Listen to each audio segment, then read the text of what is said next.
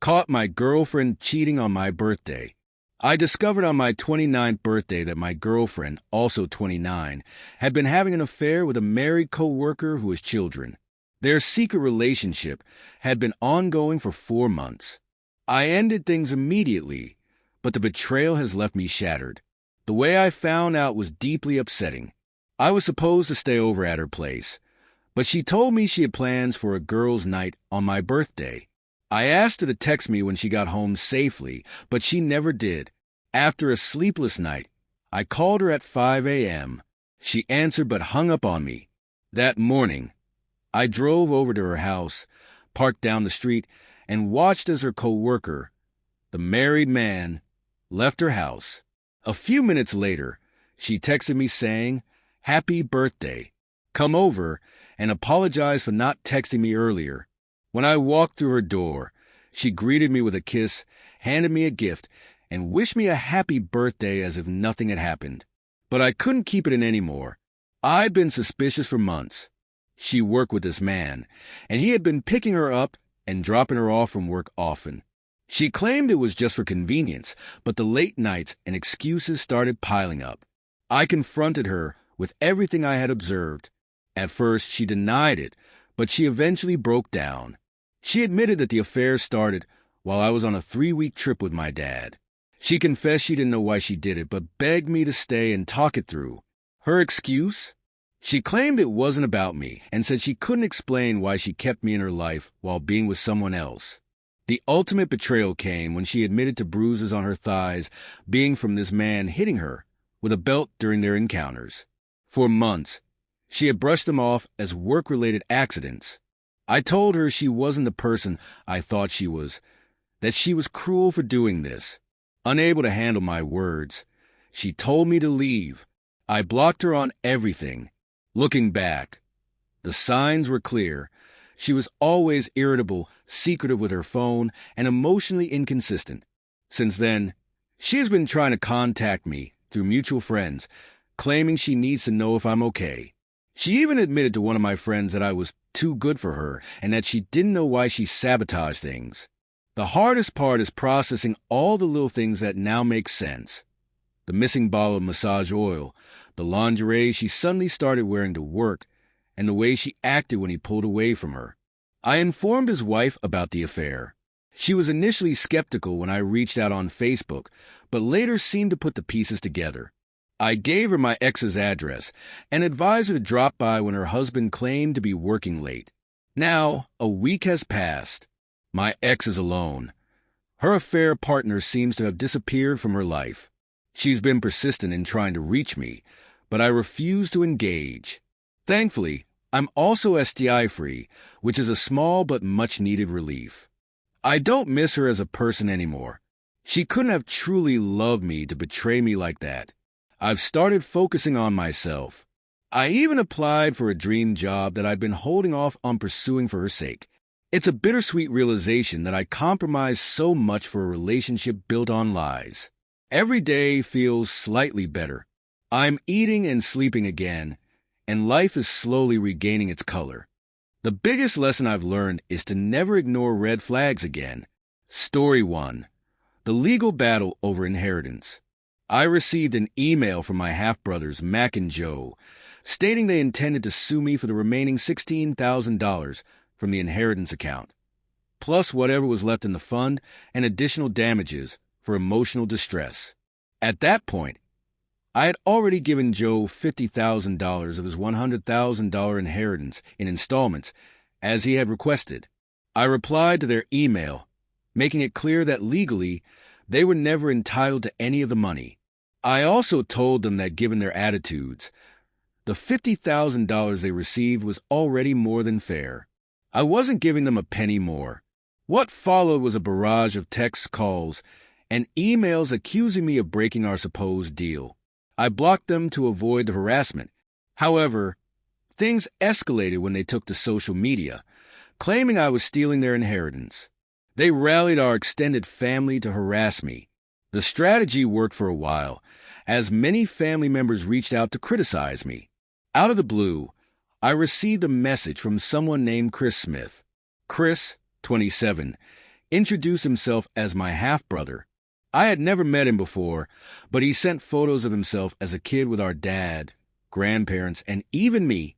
Chris revealed that he also had a separate account containing $150,000, along with a scanned letter from our grandparents. The letter explicitly stated that the money in Chris's account was meant to be shared only among Dad's illegitimate children. Chris further explained that we had another half-sibling, an 18-year-old sister. Chris had been trying to find me for a while, but only succeeded after seeing Joe's social media posts, which had tagged me. We consulted a solicitor to confirm everything. Legally, since Mac and Joe were legitimate children, they had no entitlement to the funds in Chris's account, which were reserved for Dad's illegitimate kids. Similarly, as my half-siblings, they were not entitled to anything from my account either. I sent Mac and Joe a formal letter demanding they stop harassing me and cease posting about me online. I reiterated that the $50,000 they had already received was all they were getting. Around the same time, Chris informed me that Dad had messaged him, asking if Mac and Joe could have some of the funds from Chris's account. Chris refused and also told Dad that he and I had connected. After getting Chris's permission, I informed Mac and Joe about him and our other half-sibling. It turns out our grandparents, knowing about Dad's affairs, had set up two separate funds. One for the children Dad had with my mom, who was still his wife when they passed, and one for children from Dad's affairs. This setup ensured no one tried to take advantage or lash out due to hurt feelings. Mac and Joe eventually realized I wouldn't back down. This caused a major rift in their household. Since Joe had all the money and refused to share it, Mac felt doubly betrayed. Meanwhile, their mother, my stepmom, was furious upon learning about Chris and our other half-sibling. She hadn't known about Dad's affairs, or that my half-sister was born after she and Dad got married. She kicked Dad out of the house, and he's now staying in a hotel, looking for long-term housing. Despite Dad's pleas for me to reconsider, I'm done with all of them except Chris and my half-sister. Story 2. Feeding the community on a meal plan. This story takes place during my freshman year of college, about 20 years ago. My university had recently invested in a massive new dining hall. To help fund the project, all incoming students were required to purchase a 15-meal per week plan for both semesters. For my lower middle-class family, this was a financial strain, but my parents scraped together the money to make it happen. Early in the semester, I realized the meal plan came with a frustrating caveat. Unused meals didn't roll over. Living off campus, I knew I wouldn't be able to use all my meals. By November, I estimated I'd have 60 to 75 unused meals by the semester's end. Complaining about the waste became a common topic in conversations with my family and friends. One night, my cousin, who was a senior and known for being a prankster, jokingly suggested I use my extra meals to bring a group of homeless people to the dining hall. Can you imagine how mad that would make those self-righteous idiots? He laughed. The joke stuck with me, and the more I thought about it, the more I liked the idea. Together, we hatched a plan. The following Monday, we went to the local Salvation Army and explained that I wanted to use my meal plan to feed people in need. At first, the staff was hesitant, but after some discussion, they agreed. They said this would be a blessing, especially during the holiday season. We arranged for 2 days the following week when around 30 people would join me for meals at the dining hall. When the day arrived, I wore a specific hat so the group could identify me. It was a diverse crowd. Homeless individuals in tattered clothes, families with young children excited to eat out, and even a family who seemed embarrassed but grateful to accept the help. I made an effort to talk to everyone and ensure they felt welcome. When we reached the dining hall, I approached the entrance and told the staff, "These are my friends, and I'd like to swipe them in." The attendant looked confused but reluctantly let us in. The reactions were a mix of everything: annoyed staff, amused students, silent claps of approval, and disgusted glares from some faculty members. I didn't care. The next day, we did it all again, causing an even bigger stir. This time, the university president happened to be eating there.